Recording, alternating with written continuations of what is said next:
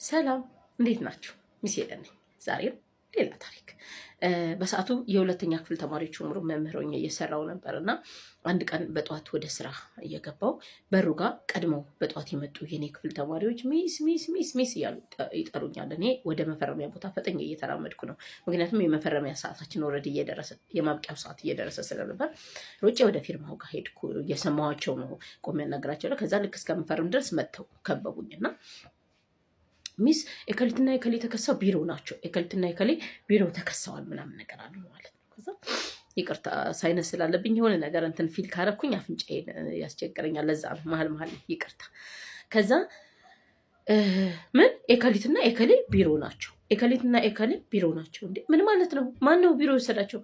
ተከሰው ሚስ ኤከሌ ጋር ናቸው። የቅርብ አለቃዬ ናት ሚስ ኤከሌ ማለት ነው። ከዛ እንዴ ምን አድርገው ነው ምን እንትን ምናምን ትዝ አለኝ። ኤከሊትና ኤከሌ ከዛሬ 1 ወር ወይም ከ2 ወር በፊት የሆነ ነገር ላይ እንደዚህ ስማቸው ተነስቶ ሁለቱንም ፓኒሽ አድርጌ ማስጠንቀቂያ ሰጥቼ ጉዳዩን ዘግተናል።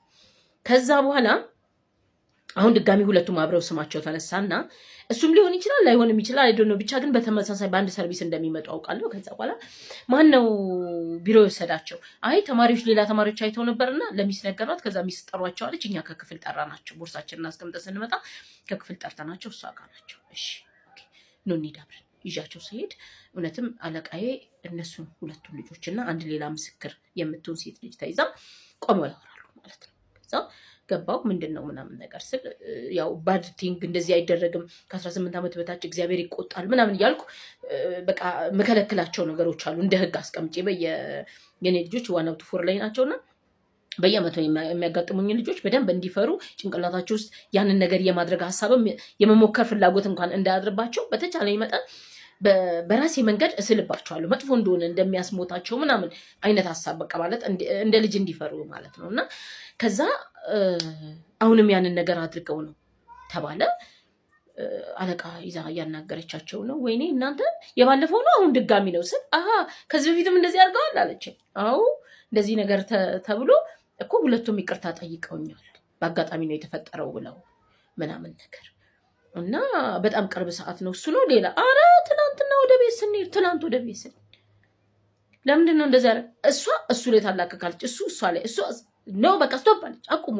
አቁሙ በስነ ስርዓት ይሄን የማድረግ ሀሳቡን ከየት እንደመጣላችሁ ተናገሩ ምናምን ብላ በጣም አስጨነቀቻቸው። አይ አይደለም እኮ ሚስ እኔ ተነስቼ እሱ ከጥግ በኩል ነበር የተቀመጠው መጨረሻ ላይ ከኋላ ወንበር መጨረሻ ላይ። ከዛ እኔ ከሱ ቀጥዬ ነበር የተቀመጥኩት። ሁሉም ተነስቶ ሲሄድ ልክ እኔ ልሄድ ስል ስነሳ ብድግ ከቆምኩበት ቁጭ አደረገኝና ነካኝ በከንፈሩ ሳመኝ። ምንሽን የሳመሽ? በሰዓቱ እውነት አስቡ እናንተ በእኔ ቦታ ብትሆኑ የሁለተኛ ክፍል ተማሪዎች ናቸው። 8 ዓመታቸው የ8 ዓመት ልጅ። ከዛ በኋላ ይሄንን ነገር አደረገ። ፐርፐዝሊ ነው ሆን ብለው ነው ያደረጉት። እና እስፔሻሊ በቃ ተናድጃለሁ። ግን ደግሞ በቃ ሊፈሩ አለመቻላቸውም አስቆኛል። ሰርፕራይዝ በቃ ድብልቅልቅ ያለ ስሜት ተሰማኝና በቃ አለቃ በጣም ተቆጣች። በጣም ሲሪየስ እንዴት እንደዚህ አይነት ነገር ምናምን ስለዚህ ትቀጣላችሁ፣ ግን መጀመሪያ ሶርሱን ማወቅ ፈልጋለሁ። ከየት ነው ያመጣችሁት ምናምን ነገር አለች ማለት ነው። ከየት እንዳመጣችሁት ንገሩኝ አለቻቸው። ከዛ ልጆች ታውቃላችሁ ሲፈሩ ይዋሻሉ አይደል? በተለይ ጥፋት እንደሆነ ካመነ ጭንቅላታቸው ያንን ጥፋት ከራሳቸው ላይ ዞር ለማድረግ የሚችሉትን ያለ ርቀት ይሄዳሉ። የሚችሉትን ያለ ከዛ እሷ እኔ አይደለም እሱ ነው ፑሽ ያደረገኝ። እኔ ሲጀመር ከዚህ ቀደምም እንኳን አድርጋችሁ ነበር፣ በሱ ብቻ መሳበብ አይችልም ምናምን አልኳት።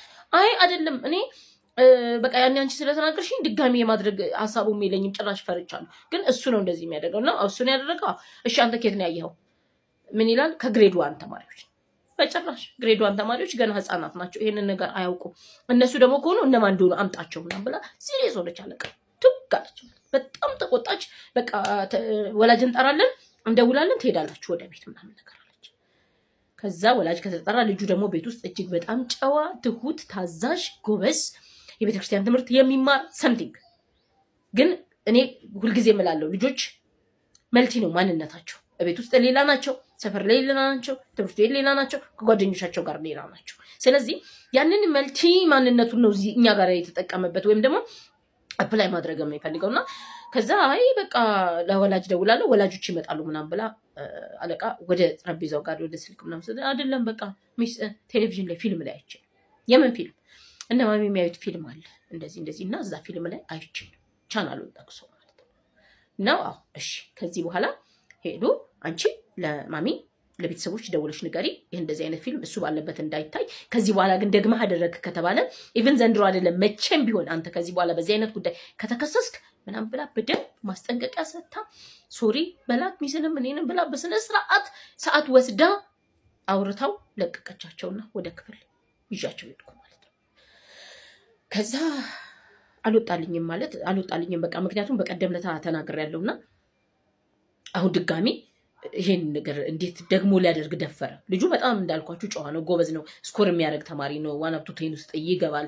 ሴቷን ብትሆን ሰነፍ አይደለችም፣ በጣም ጎበዝ ተማሪ ናት። እንደ ሴት ጎበዝ ተማሪ፣ ጎበዝ እንግሊዝኛ ተናጋሪ፣ ጎበዝ አክቲቭ ናት በጣም ምናምን እና በጣም በቃ ለምንድን ነው ይሄን ነገር ደግሞ ወደዚያ እንዴት ሀሳብ መጣላቸው ምናምን ብዬ በጣም ተበሳጨው እና ሴቷ ልጅ ደግሞ በጣም በቃ እንትን ታደርገዋለች፣ ደጋግማ ታወራዋለች። ደጋግማ በቃ ማለት ማድረጓን ደግማ ማውራት ነገር ትፈልጋለች እና በቃ የሆነ ሌላ ኢንተረስት አላት። በቃ ይሄን ነገር ፕሩፍ ማድረግ በቃ እንዴት ነው ፍላጎት ያለው ሰው ወይም ደግሞ ማድረጓን በደንብ ሁሉም ሰው እንዲያውቅላት አይነት ነገር እንድትፈራ እንድደነግጥ ምናምን ስጠብቅ እንደዛ አይደለም ክላስ መተን። ስለዚህ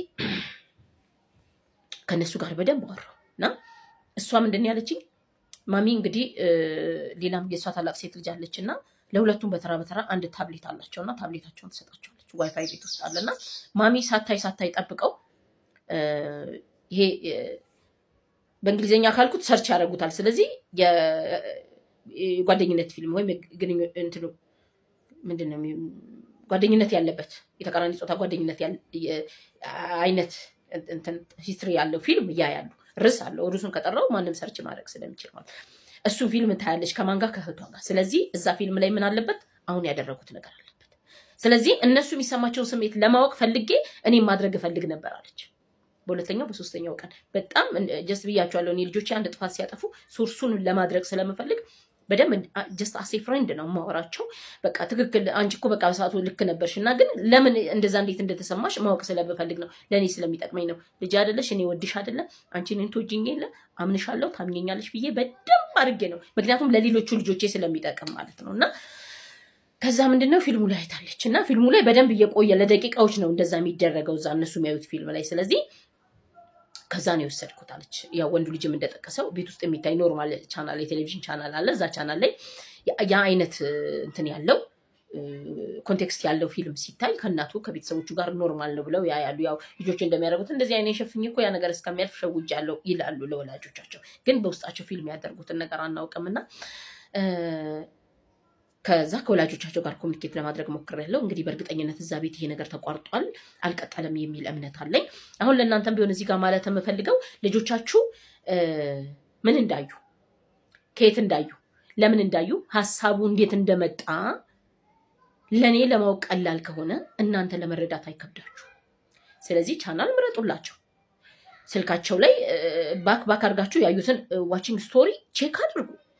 እንደው የጓደኛ ግፊት ቢኖር ወይም ደግሞ የትልልቆች ጫና ቢኖር ወይ ሰምቲንግ በሆነ ምክንያት ሀፕን አድርጎ የሆነ ታሪክ ውስጥ ገብተው ልጆቻችን ከእድሜያቸው ቀደም ያንን ፊሊንግ ማስተናገዱ ራሱ ለእነሱ በጣም ከባድ ነው። እነሱ ትራንዛክሽኑን ጠብቆ በጊዜው በሚሆን ነገር ላይ ነው እንጂ ትክክለኛ አስተዳደግ የሚባለው ይሄ ከእድሜያቸው ሳይፈቀድ ቀድመው የሚከናወን ነገር በሙሉ በህይወታቸው ላይ ትልቅ ሳንካ ትልቅ መሰናክል ነው የሚሆንባቸውና ፕሊዝ የሚያዩትን የሚሰሙትን የሚያደርጉትን እያንዳንዷን ነገር በተቻለ መጠን መጠንቀቅ ብንችል ደስ ይለኛል። አይናው እኛ ሰዎች ነን፣ ፐርፌክት አይደለንም። እኔም እኮ የሚያመልጠኝ ነገር ይኖራል። ሰንበዴም ሁሉም ወላጅ ከቁጥጥራችን ውጭ የሚሆኑ ነገሮች ይኖራሉ። ግን አንዳንዴ በግድ የለሽነት የምንሰጣቸው ነገሮች በልጆቻችንም በእኛም ህይወት ላይ ዋጋ ያስከፍለናል ለማለት ነው የምወደው። እወዳችኋለሁ። መልካም ቀን።